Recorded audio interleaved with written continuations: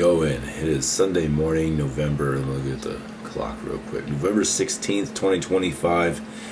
And I was looking at myself in my, whatchamacallit, screen view, everything, recording and all that. And it's funny, I got to give you a little tour of the room. One of these days I'll make a video of the reverse angle of the camera so you can see the hodgepodge that is all the little, light wiring and all that stuff. But I just moved the chair in front of the door because the door was so banged up.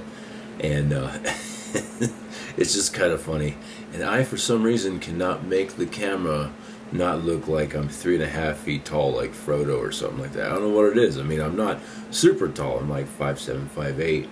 But on camera, it looks like I'm 3.2 inches. I don't know. So let's go ahead and get on with this week's review and read, which is entitled "That's Not by My Name" by Megan Lally. And I really like this book. If I butchered the author's name, I'm sorry, I fuck that up all the time. But actually, can't use any words. I mess that up all the time because this is actually a young adult book, and I actually wanted to bring something up about it.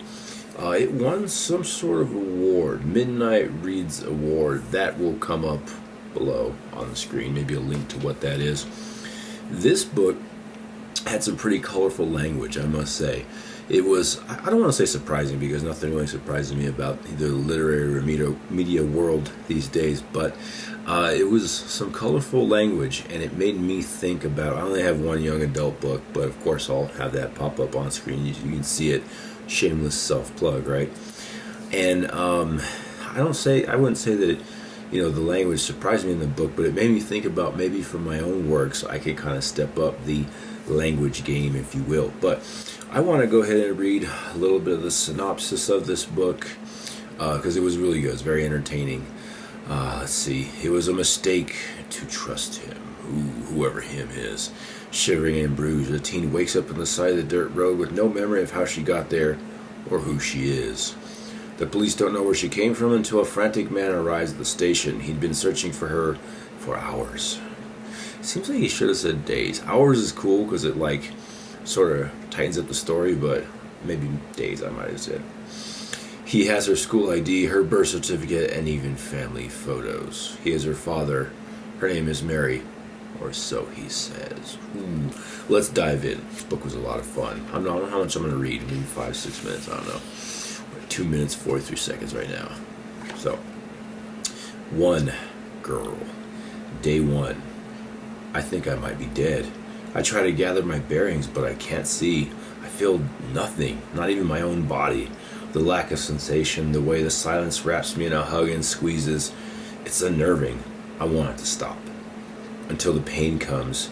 It hits like a full body punch. My mind scrambles to catalog what hurts, but it all hurts.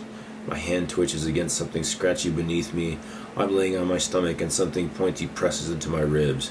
I move my chin and my cheekbone drags against damp earth. Wow, sorry. It smells like decay and old leaves. Fear kicks up my own pulse. I'm outside? How the hell did I get here? I try to look around, but my eyelids scrape like my ashes are made of glass and nails.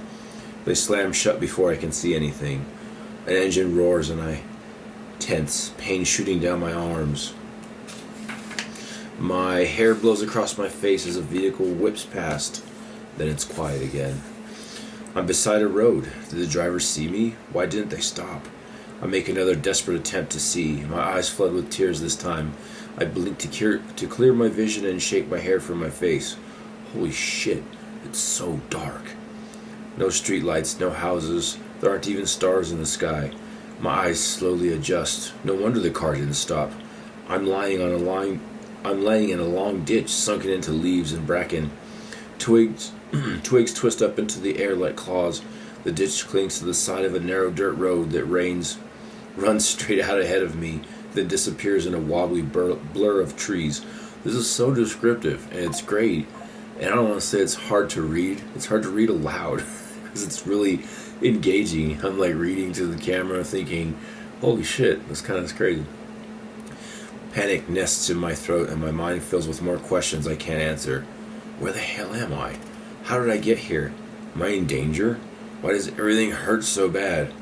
I need to get up. I don't know where I'm going, but moving seems safer than lying there. My fingers dig into the dirt as I try to drag my knees beneath me, and for the first time I notice how cold I am. I can barely feel the tips of my fingers. So, it's very rare that a book opens that strongly. Every author tries to write a real strong, gripping opening. I like to think that most of my openings are that way, but it could just be how I think. But basically, when you write something gripping, engaging, you bring up the conflict, the tension, all that stuff, it really makes the storytelling second to none. And that's what this book, That's Not My Name, does. It does a lot of first-person, third-person perspective, which I really liked because it was a very unique style. My latest book, Dark Dreams, did some of that. I was a little bit more, I don't want to say cheap about it, but I went strong first-person, third-person, and then I kind of brought it together in the end.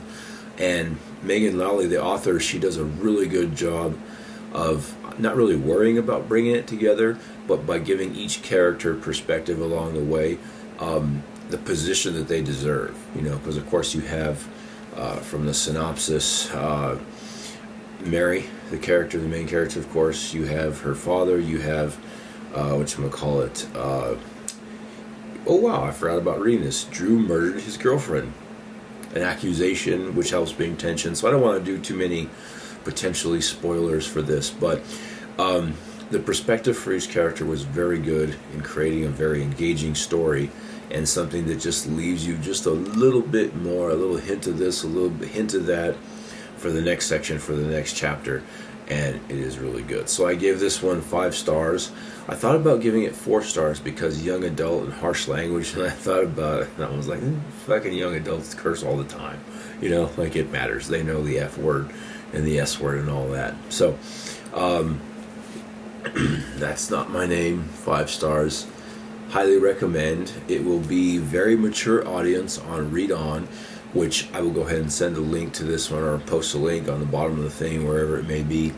Read On is a page on my website where you can find books like this with reviews, synopsis, all that good stuff, and my rating, and hopefully other people's ratings from my Substack. So that way you can determine whether or not it's something you want to read.